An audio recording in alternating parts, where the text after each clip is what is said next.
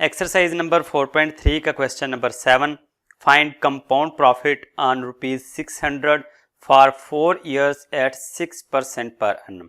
Compound profit को मालूम करना है और 600 रुपीज़ है प्रिंसिपल अमाउंट, जबकि टाइम बताया गया है 4 years और रेट है 6%। जो कंपाउंड प्रॉफिट का जो रेट है वो है 6%। तो गिवन कंडीशंस लिखते हैं, जैसा कि प्रिंसिपल अमाउंट बताई गई है ₹600, जिस पर कंपाउंड प्रॉफिट मालूम करना है वो प्रिंसिपल अमाउंट कहलाएगी, इसलिए जो 600 रुपीज़ हैं ये है, इसको हम कहेंगे ये है प्रिंसिपल अमाउंट। और टाइम जैसा कि 4 years बताया गया है, टाइम 4 years। 6% जो है ये है रेट, रेट जो है वो परसेंटेज में बताया था, जो 6% है परसेंटेज में है, इससे हमें पता चलता है कि ये रेट बताया गया है। और जैसा कि क्वेश्चन के स्टार्ट में कहा गया है find compound profit, compound profit को मालूम करें। कंपाउंड प्रॉफिट, कंपाउंड प्रॉफिट को मालूम करना है, तो कंपाउंड प्रॉफिट को मालूम करने के लिए फार्मूला यूज करेंगे। फार्मूला है कंपाउंड प्रॉफिट, कंपाउंड प्रॉफिट जो कि मालूम करना है, इसका फार्मूला है principal amount into 1 plus R over 100 to the power time minus फिर से प्रिंसिपल अमाउंट। ये फार्मूला है कंपाउंड प्रॉफिट को मालूम करने का। ये फार्मूला आपको याद होना चाहिए। अब ये फार्मूला हमने लिख लिया, पहले लिखी गिवन कंडीशंस जो इसके क्वेश्चन में बताई गई हैं, फिर फार्मूला लिखा जैसा कि कंपाउंड प्रॉफिट को मालूम करने का कहा गया है, तो कंपाउंड प्रॉफिट का ही फार्मूला इस्तेमाल करेंगे। फार्मूला लिखने के बाद अब इस फार्मूला में इसकी वैल्यूज पुट कर लेते हैं। प्रिंसिपल अमाउंट जैसे कि ये फार्मूला में है पहले आ रहा, प्रिंसिपल अमाउंट जैसे कि इस क्वेश्चन में बताई गई है ₹600। 600 इंटू फार्मूले का 1 प्लस R मीन्स रेट, और रेट है यहाँ पर 6%, इसलिए 6 लिखा जाएगा, divided by 100 to the power, फार्मूले में पावर है टाइम, टाइम जैसा कि 4 years है इसलिए इसकी पावर 4 होगी, माइनस प्रिंसिपल अमाउंट है फिर से, और प्रिंसिपल अमाउंट है 600 रुपीज़।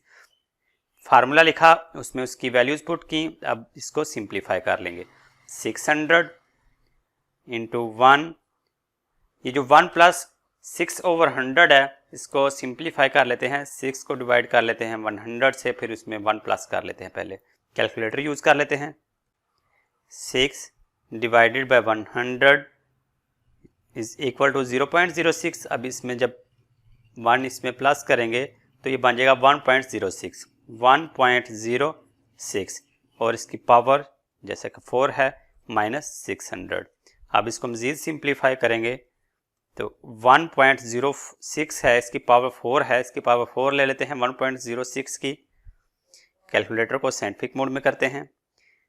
1.06 और इसकी power 4 is equal to 1.2624, round off करके इसको लिख लेते हैं 1.2625, 1.2625, 1.2625। अब इसकी पावर 4 नहीं लगानी क्योंकि हमने इसकी पावर ले ली है, 1.06 की पावर 4 ली, तो फिर ये 1.2625 आया। उसके बाद माइनस इसमें से हो रहा है 600। नेक्स्ट स्टेप में 600 जो है ये मल्टीप्लाई हो रहा है 1.2625 के साथ।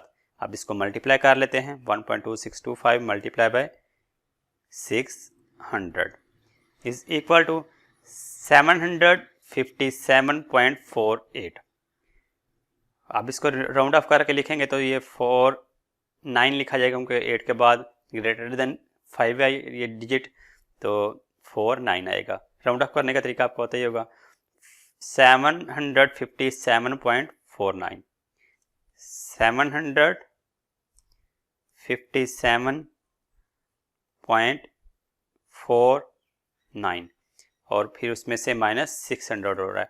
अब इसमें से 600 को माइनस कर लेते हैं, माइनस 600 इज इक्वल टू 157.48617, वही है, इसको भी राउंड ऑफ करके लिखेंगे तो ये 157.49 लिखा जाएगा, 157.49। ये हमने मालूम किया कंपाउंड प्रॉफिट, कंपाउंड प्रॉफिट को मालूम कर रहे थे, कंपाउंड प्रॉफिट का फार्मूला इस्तेमाल किया। कंपाउंड प्रॉफिट लिखा जाएगा compound profit is equal to 157.49 और 7 रुपीज़ का सिंबल आएगा, क्योंकि इस क्वेश्चन में रुपीज़ की बात हो रही है। 600 जैसे क्वेश्चन में बताया गया है 600 रुपीज़ पर हमने कंपाउंड प्रॉफिट को मालूम करना है। रुपीज़ का सिंबल है, करेंसी रुपीज़ इस्तेमाल हो रही है, इसलिए 157.49 के साथ भी रुपीज़ का सिंबल ही इस्तेमाल होगा।